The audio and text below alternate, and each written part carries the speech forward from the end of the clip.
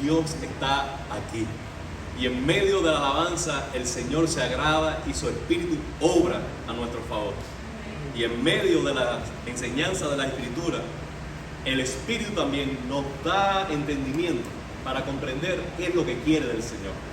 Y lo que quiere el Señor es lo que nosotros quisiéramos también para nuestra vida, porque comprendemos que la voluntad de Dios siempre es buena, es agradable y es perfecta. Amén. Hoy estamos comenzando una nueva serie en la carta de Efesios.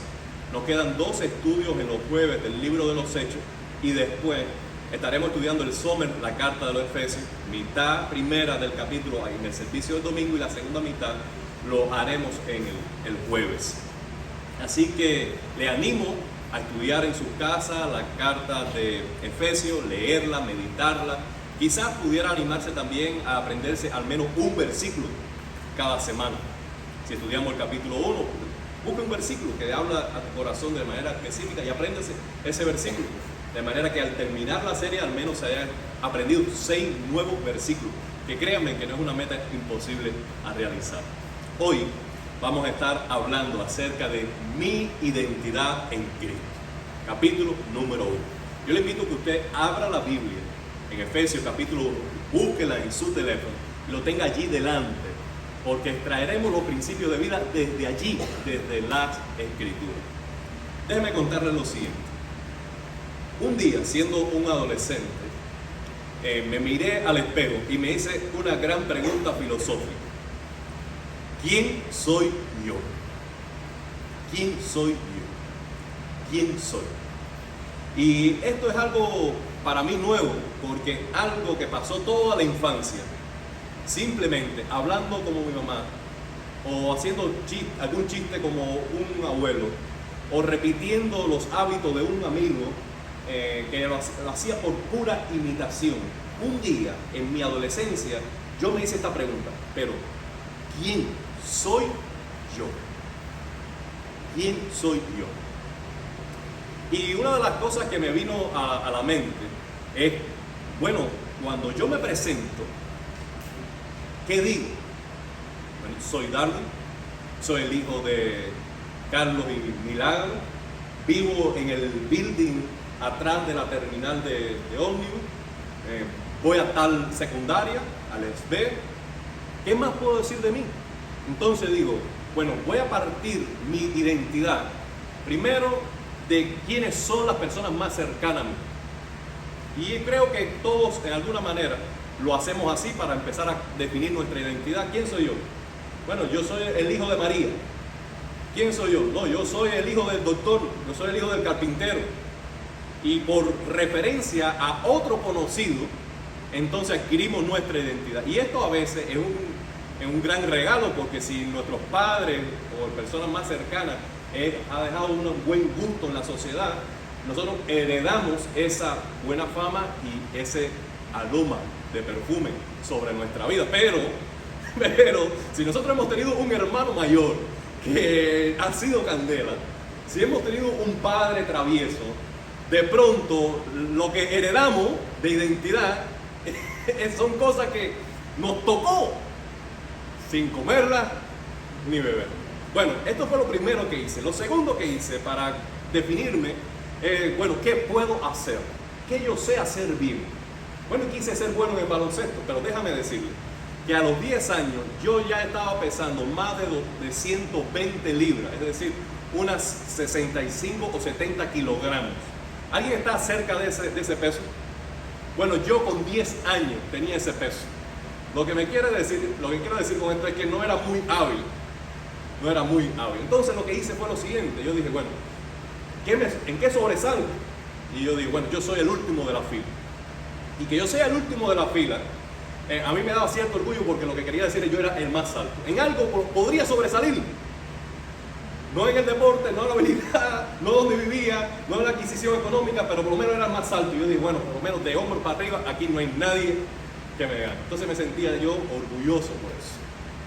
Y creo que todos nosotros, de una u otra forma, corremos este laberinto en la construcción de nuestra identidad para respondernos esta pregunta, que todos nos las hacemos desde muy temprana edad.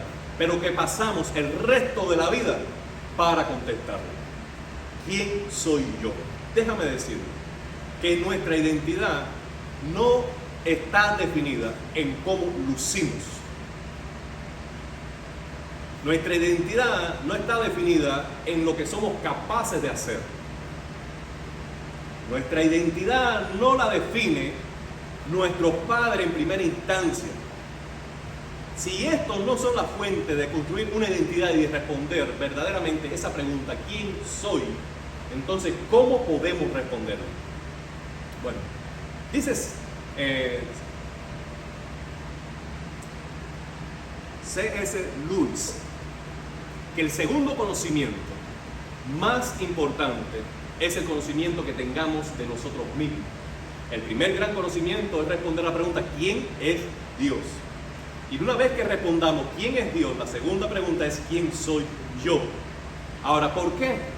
Porque nuestra identidad no la definimos ni tan siquiera nosotros, sino que la define Dios. Porque dice la palabra del Señor que nosotros fuimos creados a imagen y semejanza de Dios. Por eso, ante esta pregunta, ¿quién soy? La primera respuesta es esta, bíblicamente: yo soy imagen y semejanza de Dios. Ahora, esta identidad nosotros la adquirimos en el momento en que nacemos. No hemos dicho ni hecho nada, no hemos recibido todavía un nombre y ya tenemos definido quién somos. Somos creación de Dios, hecho a su imagen y semejanza. Pero hay un segundo momento, un segundo acto de gracia que nos define más trascendentalmente, no solo como criatura, sino en una relación más íntima con Dios. Y es el momento crucial en que nacemos de nuevo. Cuando nosotros pecamos, nuestra imagen de Dios fue destruida. Nos distanciamos de Dios y toda la imagen pura, santa, todo ese reflejo que Dios quería que tuviéramos en nuestra vida de su carácter, se quebró, se marchitó, se nubló. Pero cuando nosotros pusimos nuestra fe en Cristo como único y suficiente Salvador, nosotros nacimos de nuevo y adquirimos una nueva identidad, ya no como simples criaturas, sino como ahora hijos de Dios. Y en el capítulo 1 de Efesios lo que tenemos es una descripción breve de esa identidad que ahora recibimos en Cristo. De manera que a la hora de oficialmente presentarte en la sociedad, todos te piden un ID. Y en el ID están esos datos imprescindibles, esenciales, que definen tu identidad social. Dónde vives, quizás estatura, color de ojo quizás, alguno, edad. Pero cuando tú te presentes en el cielo, tu ID va a ser esto: yo estoy en Cristo. Y en Él yo tengo una nueva identidad. Y porque estás en Cristo, tú vas a ser reconocido en el cielo. Amén. Pensando en toda esa riqueza de la nueva identidad que tenemos en Cristo, Pablo llega al versículo 3 de la carta explotando en adoración y en alabanza. Por eso él dice: bendito sea Dios, Padre de nuestro Señor Jesucristo, que nos ha bendecido en las regiones celestiales con toda bendición espiritual en Cristo. Por el tema de la gracia que nos hace nueva creación en Cristo, Pablo está lleno de alabanza, lleno de regocijo, lleno de adoración y de celebración. Miren los versículos siguientes. En el versículo número 3 dice: bendito sea Dios. En el versículo 6, ¿tiene su Biblia adelante? Versículo 6 dice: para alabanza de su gloriosa gracia. En el versículo 14 dice: para que seamos para la alabanza de su gloria. Y en el versículo 14 El 14 dice, para alabanza de su gloria. Ahora, en solamente 14 versículos, si quitamos los dos primeros, en 11 versículos, al menos hay 3 expresiones de alabanza y de adoración. Al principio y al final. Y en 2 bloques, en 2 sesiones intermedias. ¿Por qué? Porque todo lo que hemos recibido por gracia no es para presumir de lo que recibimos, sino para dar a Dios toda la alabanza, toda la gloria. La salvación nuestra parte del deseo de Dios y termina en adoración a Dios. Por tanto, amado hermano, si tú quieres encontrar motivo para adorar a Dios, no debes encontrarlo solo en lo que tienes, porque Él te ha dado, sino en quien eres, porque Él te ha rescatado. La mayor riqueza que nosotros tenemos no es lo que poseemos, sino quiénes somos. ¿Quiénes somos? Y eso está bien claro. En el versículo 12 dice, para que seamos para la alabanza de su gloria. ¿Qué quiere decir eso? Que la alabanza no será solo canción, no será solo palabra, expresiones verbales, sino que nuestro carácter, la manera en que Dios trabaja ahora en Cristo, en nuestra vida, es trayendo la belleza del carácter de Cristo a nosotros, de tal manera que al vernos vivir, al vernos relacionar, la sociedad diga, wow, allí veo la mano de Dios. Y nosotros mismos seamos para la alabanza de su gloria. Mire, cuando nosotros leemos capítulo 5 de Mateo, dice que nosotros somos sal y luz del mundo. Específicamente, al hablar de que somos la luz del mundo, dice, así alumbre vuestra luz delante de los hombres. ¿Para qué? Para que glorifique a vuestro Padre que está en los cielos. De manera que cuando la luz de Cristo se expresa en nuestro diario vivir a través de acciones de justicia, nosotros provocamos reconocimiento, alabanza, gratitud, celebración en otros al vernos vivir. Yo creo que este es el mayor motivo por el cual Dios nos ha dado a nosotros tanta riqueza en Cristo, para que pueda verse una vez más nuestra identidad verdadera, creados a imagen y semejanza de Dios. ¿Puedes decir amén? Ahora, todos los beneficios que tú recibes en la vida cristiana, toda la naturaleza de esa nueva identidad que recibe, está vinculada estrechamente y exclusivamente con Cristo. Vayan conmigo con paciencia a lo largo de estos versículos y veamos cuántas veces se menciona o hay una referencia a Jesús. Primero, el versículo 3 dice, en Cristo. En el versículo 4 dice, en Él. 5, por medio de Jesucristo. 6, en su amado.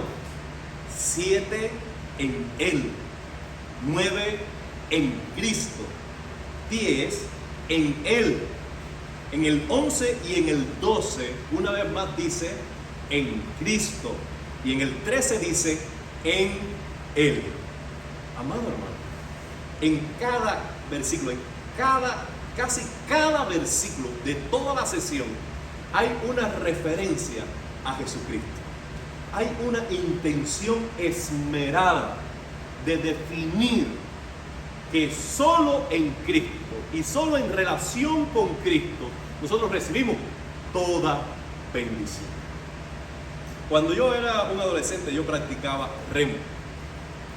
Y la escuela de remo, la academia de remo, no tenía buena provisión de agua. El agua era muy débil en las duchas, en los showers del building.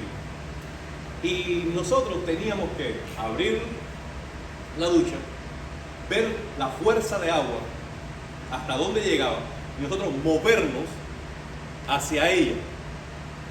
Por mucha intencionalidad, determinación, voluntad, buenos deseos que tengamos de bañarnos, yo nunca logré que esa ducha diera a donde yo estaba, sino que yo tenía que moverme a donde ella alcanzaba.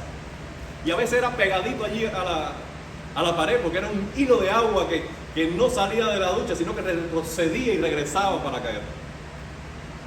Amado hermano, yo tenía que moverme de mi seguridad, de mi confort, a la distancia que me gustaría bañar y buscar allí la provisión del agua.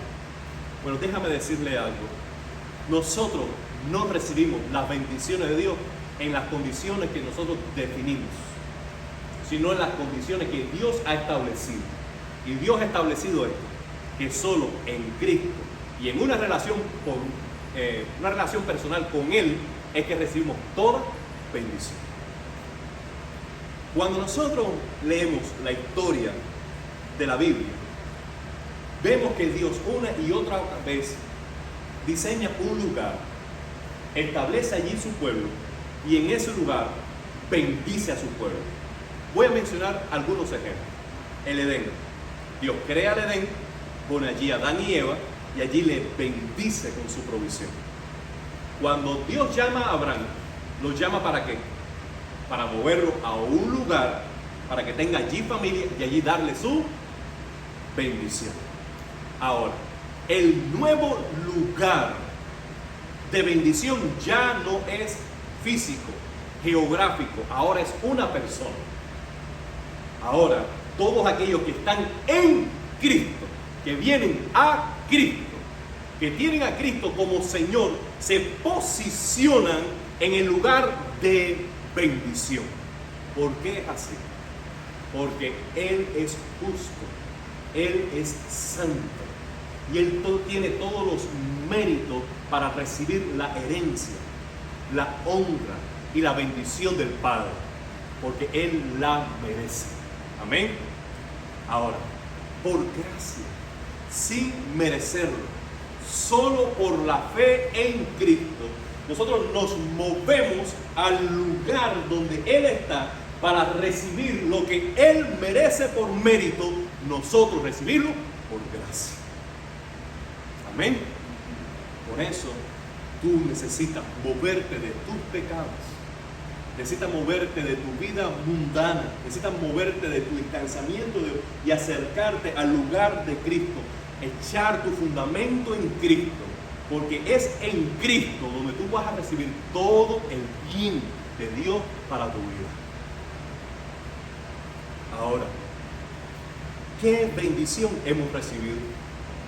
Pregunta. ¿Qué bendición has recibido ahora que está en Cristo? El versículo 3 responde así: toda bendición espiritual. ¿Puedes decirlo? Toda bendición espiritual. ¿Qué quiere decir todo? Toda quiere decir sin exclusión de nada. De tal manera que la bendición de Dios para mi vida. Bueno, déjame definir esto siguiente. ¿Qué cosa es bendición? Bendición es favor que recibimos por gracia. Es el favor de Dios que recibimos por gracia. Si usted juega a la lotería y se gana la lotería, eso no fue por bendición de Dios, ¿ok? Porque eso no viene de Dios. Ha sido nada que desagrada a Dios, aun cuando tú lo valores como un mérito o un beneficio, eso viene de Dios. Eso no es bendición. Si tú estás en el trabajo y quitando injustamente a otros compañeros tuyos, calumniándolos o haciendo trampa para tú promoverte y tú conquistas una nueva posición en tu empresa, eso no es una bendición, ¿ok? ¿Ok? Porque ese camino Dios no lo bendice. Si tú haciendo fraude vence un examen y tiene una buena calificación, eso no fue una bendición. ¿Me explico? Ahora, ¿qué cosa es una bendición? Es un favor, un beneficio que recibimos de parte de Dios y por gracia. Ahora, volvamos al tema. Esta bendición, dice el versículo 3, es completa. Colosenses dice que en Cristo ya estamos completos. Tú no necesitas un novio para estar completa. Tú no necesitas una mujer para estar completa. Tú no necesitas comprar una casa para estar completo. Tú no necesitas la aprobación de tus amigos para estar completo. Tú estando en Cristo tienes toda garantía, toda bendición, todo el favor del cielo. En Él ya estás completo. No te falta nada. ¿Puedes decir amén? Wow, hermano. Cuando Pablo describía esto, está diciendo, bendito sea Dios. Y yo creo que nosotros debemos tener el mismo entusiasmo y el mismo fervor de lo que hemos recibido. No lo compramos, no lo merecíamos, aún así nos los han dado y es mucho más de lo que jamás nos imaginábamos. Estamos completos en Él. Cuando yo me siento solo, puedo superarme porque Cristo está conmigo. Cuando yo me siento incomprendido, puedo superarlo porque Cristo mira el corazón. Cuando yo no sé cómo salir de un problema, puedo superarlo porque Cristo es mi consejo y sabiduría. Cuando yo he caído en mi pecado y me siento culpable y avergonzado, puedo superarlo porque su gracia es más que suficiente. No hay circunstancia, hermano. No hay circunstancia que no podemos superar teniendo a Cristo a nuestro favor. Estamos completos. Nuestra bendición además es segura. Es segura. ¿Puedes decirlo? Mi bendición es segura. ¿Por qué? Porque fue garantizada antes que nosotros pudiéramos hacer bien o mal. Cristo murió por mí hace muchos años. Antes que yo naciera, ya Él pagó. Antes que yo pecara, ya Él determinó amarme. De tal manera que lo que ahora recibo fue comprado hace muchos años atrás. Estoy seguro, porque esa bendición no depende de mí, depende de lo que Él hizo en la cruz. Esta bendición además es gratuita. Gratuita. No para Cristo, sí para nosotros. Que sea gratuita para nosotros no quiere decir que no tenga valor. Si usted como padre dice, mi hija va a ir a entrar a un nuevo nivel escolar y necesita una buena laptop, una buena computadora, y usted paga esa buena computadora y se la regala a su hija para que tenga buenas calificaciones, la hija dice, para mí fue gratis, pero esto tiene un valor increíble. Mi papá pagó. El que nosotros no tengamos que pagar no devalúa el regalo recibido. Cristo pagó nuestra salvación. Cristo pagó nuestra bendición. No lo tengamos en poco. Porque el momento en que lo tengamos en poco, lo menospreciamos. Y cuando menospreciamos la gracia, pasan al menos dos cosas. Uno, incurrimos en pecado muy fácilmente y apagamos la adoración. Mientras más conscientes seamos del costo de nuestra bendición, más fervor tendremos en nuestra adoración. Amén. Ahora, parte de esa bendición que hemos recibido, de ese beneficio recibido, es quienes somos ahora, nuestra identidad. Y vamos a responder al menos de 5 maneras quiénes somos ahora en Cristo. Versículo número 4. Podemos decir, soy escogido. Soy escogido. Dice el versículo 4, en Reina Valera del 60, en Él fuimos escogidos antes de la fundación del mundo para ser santos y sin mancha delante de Él. Empezando el versículo y sin dar muchos rodeos, les voy a decir lo siguiente.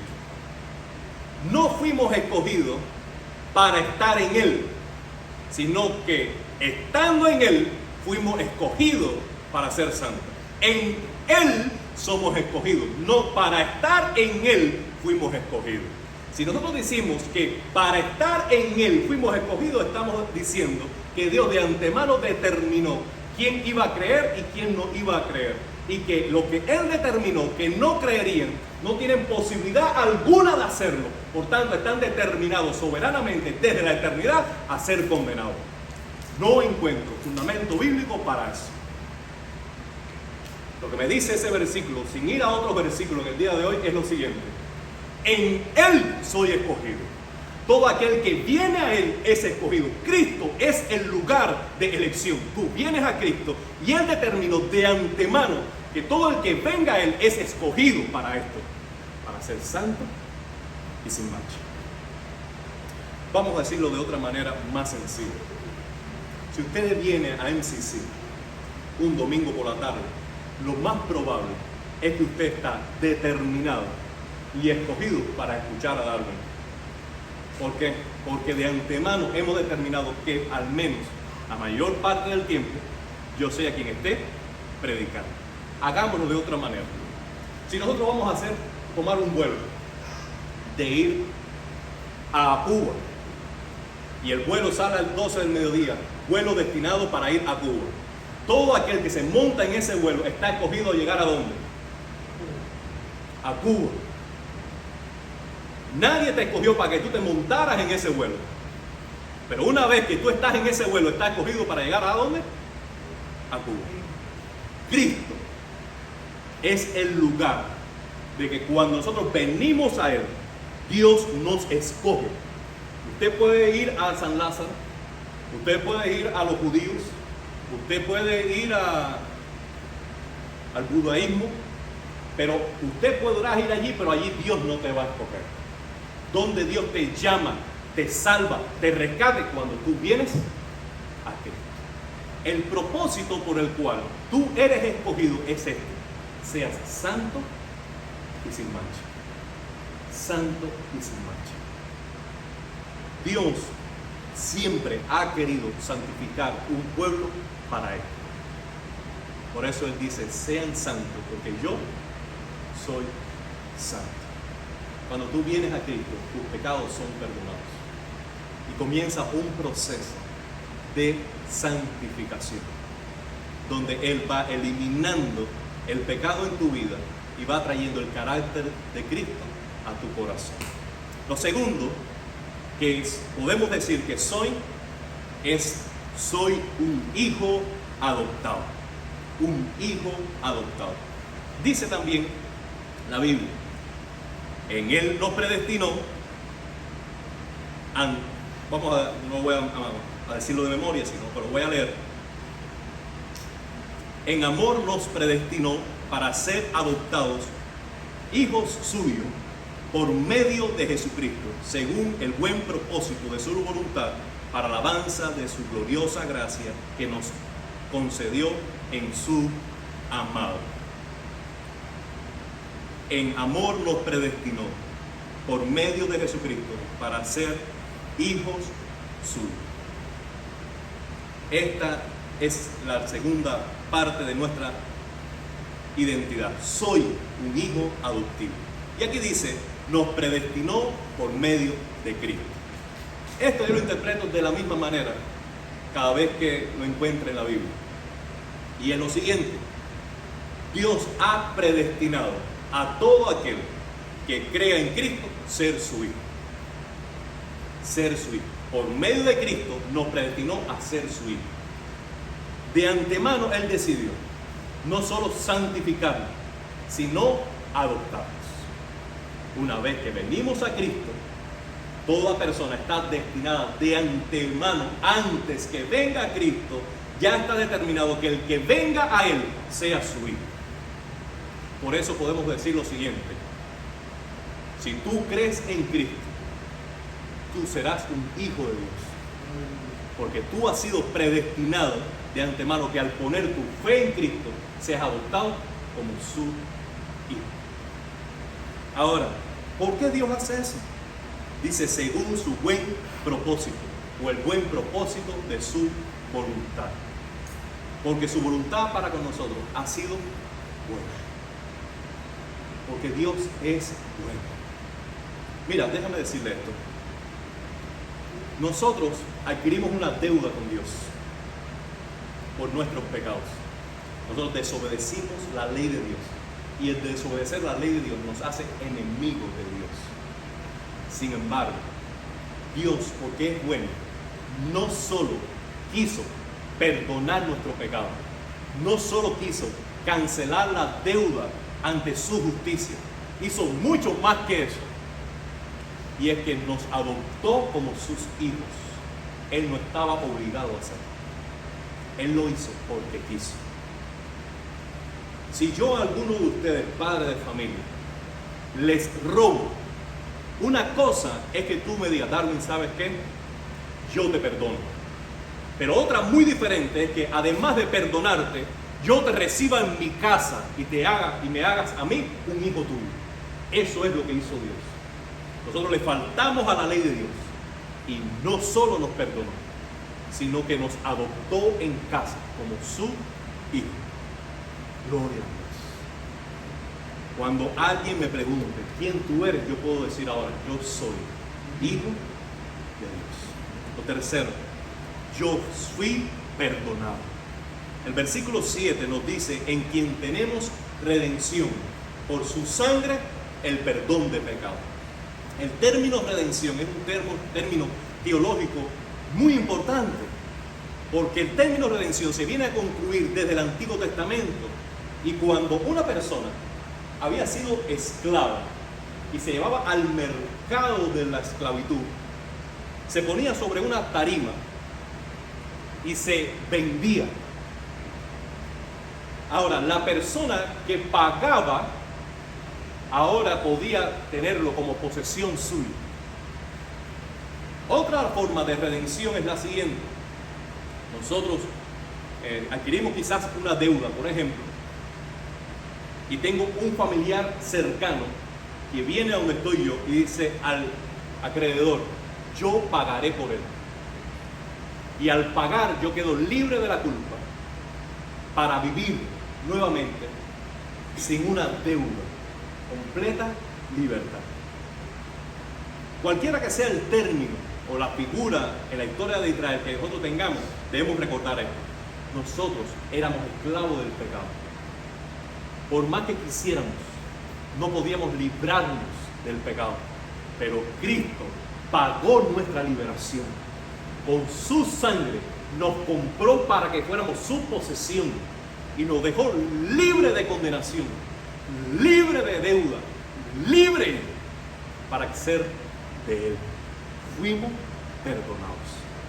Yo estoy seguro que muchas personas que hoy están bajo traumas psicológicos severos por la culpa, si lograran comprender la liberación de la culpa que ofrece Cristo, fueran sanados al instante. Amado hermano, no hay lugar para sentimientos de culpa en nuestro corazón. La solución es esta. Si tú le has fallado a alguien, tú has fallado a Dios. Y lo que necesitamos hacer es lo siguiente: venir a Cristo, poner nuestra fe en Él, recibir su perdón por gracia y luego ir a la persona que le hemos faltado y pedir también perdón. Aun si la persona que le hemos faltado no nos perdona, nos va a doler, pero debemos tener la paz de que Dios nos perdonó y estoy en paz con Él, porque Cristo pagó por Él. En el corazón del cristiano no hay lugar para la culpa ni el remordimiento, sino que por gracia recibimos paz.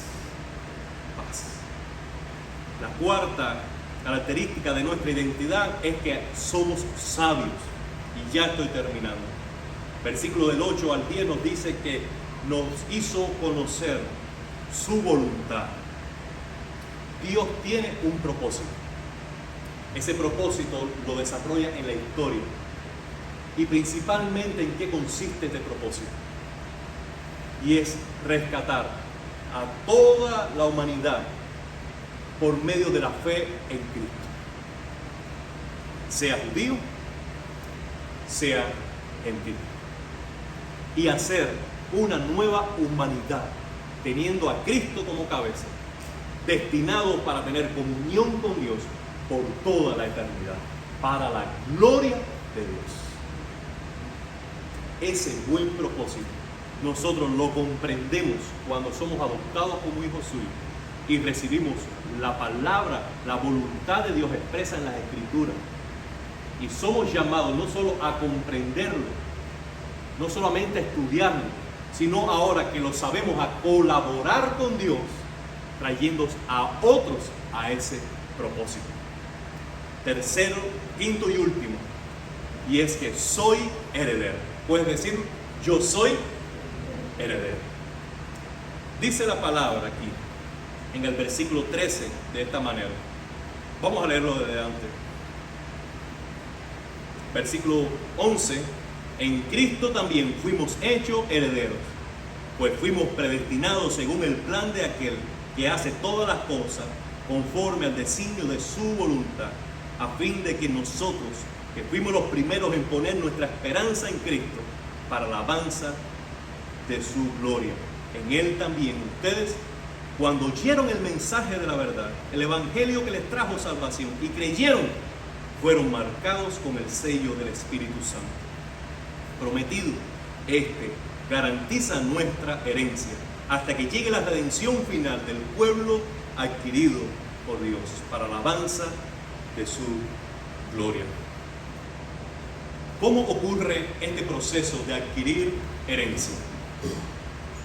Lo primero que podemos saber es que nosotros no merecíamos una herencia. Una herencia se recibe porque otro es poseedor de una propiedad y ese otro muere y nos deja en beneficio lo que a él le pertenecía. Una herencia no se puede pagar porque de tal manera no pudiéramos decir que es una herencia, sino que es una compra de una propiedad. Una herencia uno recibe sin pagar, gratuitamente, solo por el vínculo directo que tengamos con el propietario. La palabra del Señor nos dice, Jesús nos dijo, yo voy a la casa del Padre y yo voy para que donde yo esté, ustedes también estén. En la casa de mi Padre muchas moradas hay. Si no fuera así, yo se lo hubiera dicho, pero yo voy a preparar lugar para ustedes. Cuando Cristo murió en la cruz, quien era el propietario del cielo, nos dejó por herencia un lugar en su casa por toda la eternidad. Cuando nosotros adquirimos esa herencia, dice, cuando escuchamos el Evangelio y pusimos nuestra fe en el Evangelio, el Espíritu Santo vino al corazón.